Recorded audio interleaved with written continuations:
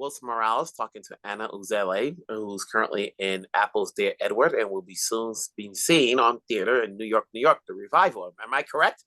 Yes, that is correct. So, well, not the revival. It's actually an original musical, but almost. Okay, so we'll go explain that in a few minutes, but let's talk about Dear Edward. Obviously, it's about to run its course on Apple. So for those who haven't seen it yet, what's the role that you play? So I play Adriana Washington, who is a young 26-year-old woman who loses her grandmother in this tragic plane crash that happens in the pilot. And through a grief group for all of the survivors of this plane crash and for all of the loved ones of those who died in the plane crash, she builds a community and she starts to heal, and she runs for public office in her grandmother's stead. Nice. So actors are always looking for work. What led you to say yes to take on this project? Was this something that they came at you for, or did you audition for it? I auditioned for it. During the pandemic, we, of course, had no work. Theater was not a possibility. Meeting in groups of thousands was not an option for us. And so the industry that I knew and loved didn't exist. So I had to figure out how I was going to work. I had never done film or TV before. And so I said, I have to figure out how to do this. So I started taking classes. I participated in a showcase with ABC and got to learn so much from the casting representatives there. And then I just started auditioning like crazy, because that's the best way to learn. And so this was one of the many that I did. And I'm in my bedroom wearing lots of makeup and probably socks and sweatpants, because you're only framed from here up.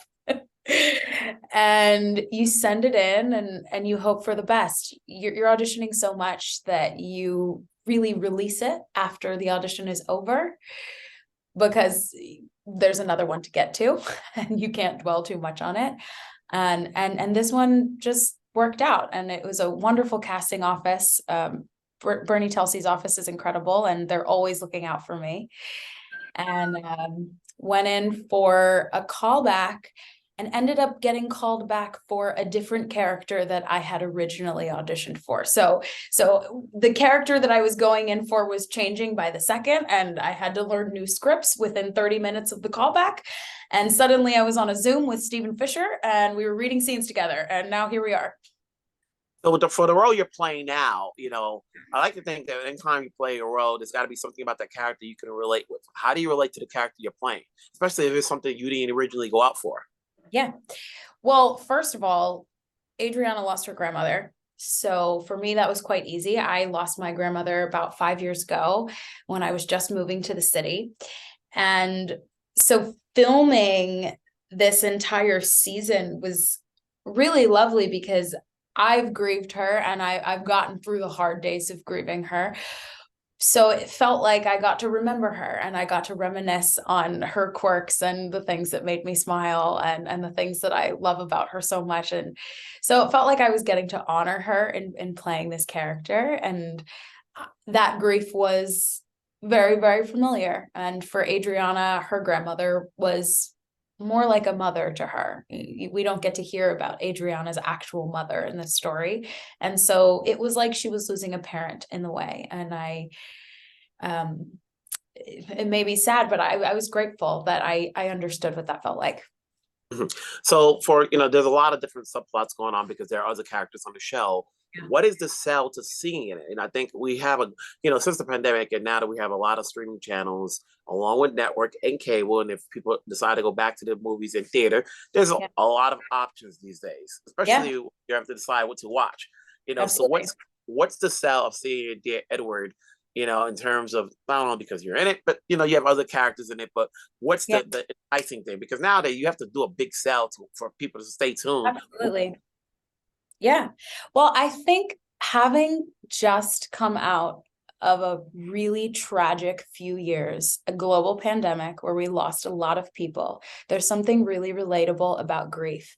And there's something really relatable about watching people grieve and feeling seen in that type of content, because we've lost a lot. And So it can be very healing and cathartic to watch this group of people find hope after tragedy, because we need that right now. We need a little bit of joy and we need a little bit of hope. So yes, it starts in a really, really rough place and people do die, spoiler alert.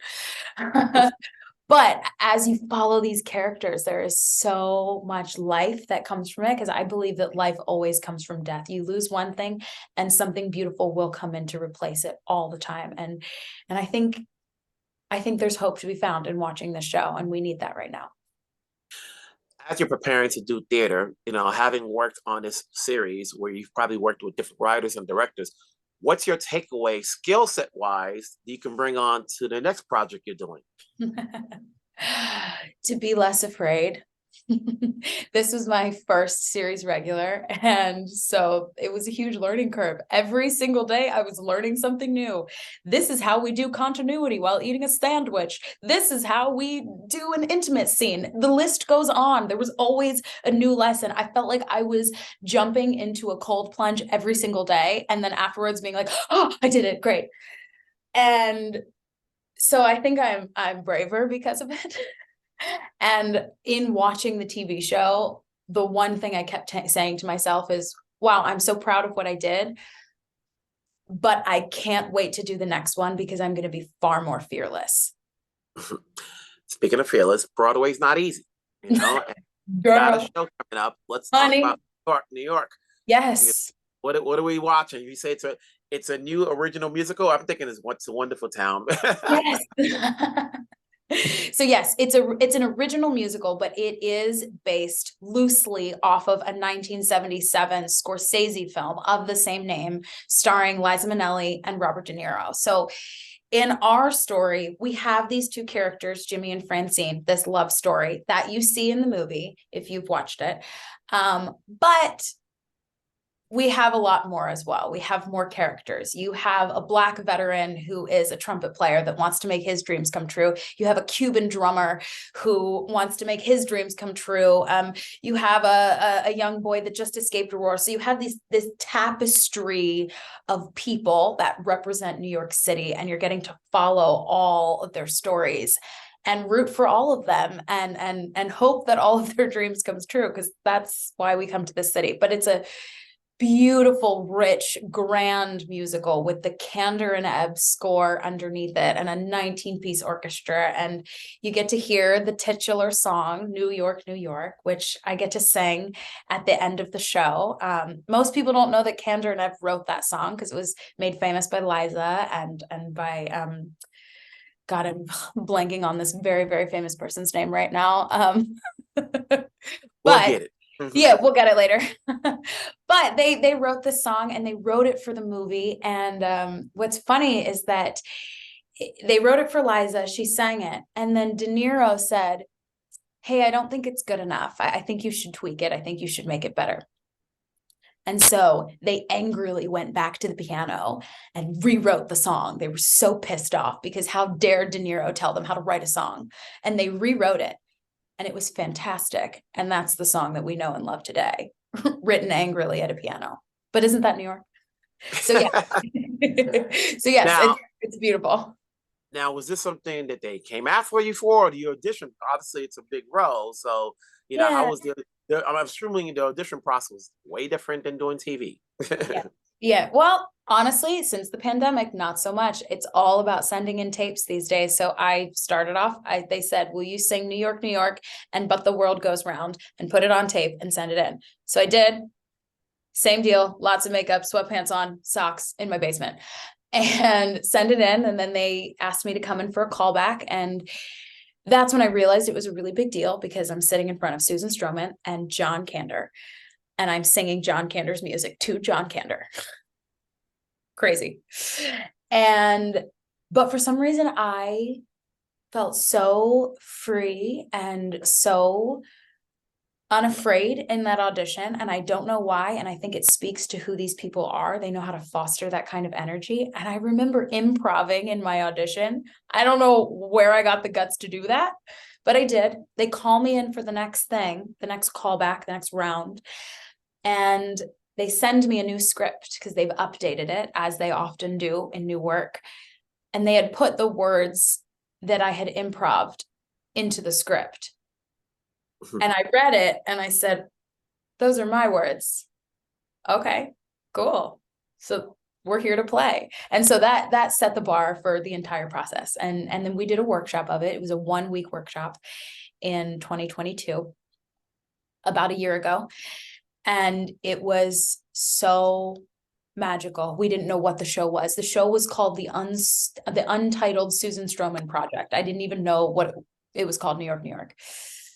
And so we got together, for 3 weeks, actually, not 1 week. It was a 3-week workshop.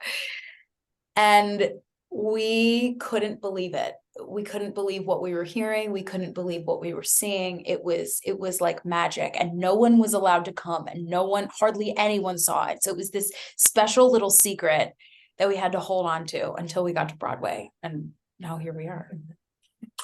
And as one show's about to close, you're about to start another. So if they haven't seen you on screen, they're about to see you off screen. What kind of a feeling is that, knowing that, things are going well right now?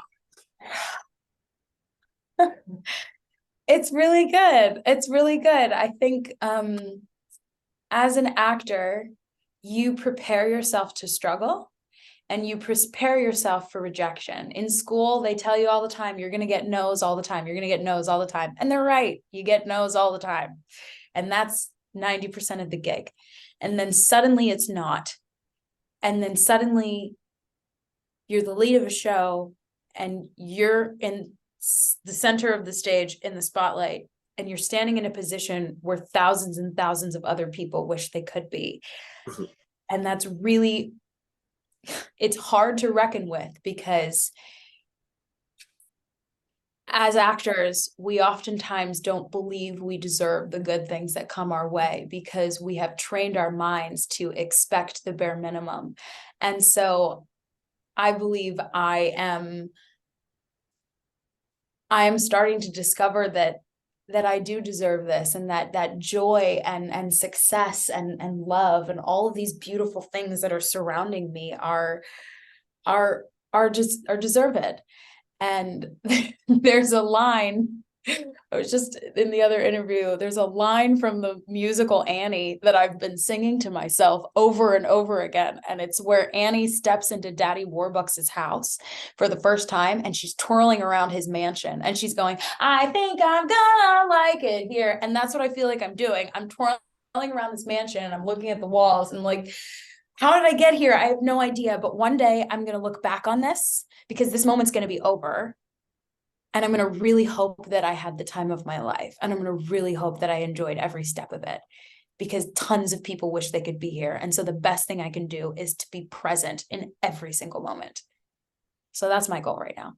Hey, you're killing it on screen. You're about to kill it on stage. So congratulations on both accomplishments. Obviously, there's much more to come. Previews are going to be starting soon, and then it's going to open, and it's a whole new ball game once you all out and people get to see and judge and, admire you and so forth. So thanks for taking the time with me. I'm sure you have a lot more to go to. So, hey, we'll talk down the road when things are going good. And I'm sure it's going to go good. It was so nice to meet you. Thank you. I received that. Thank you for your time. Take care. Have a good one.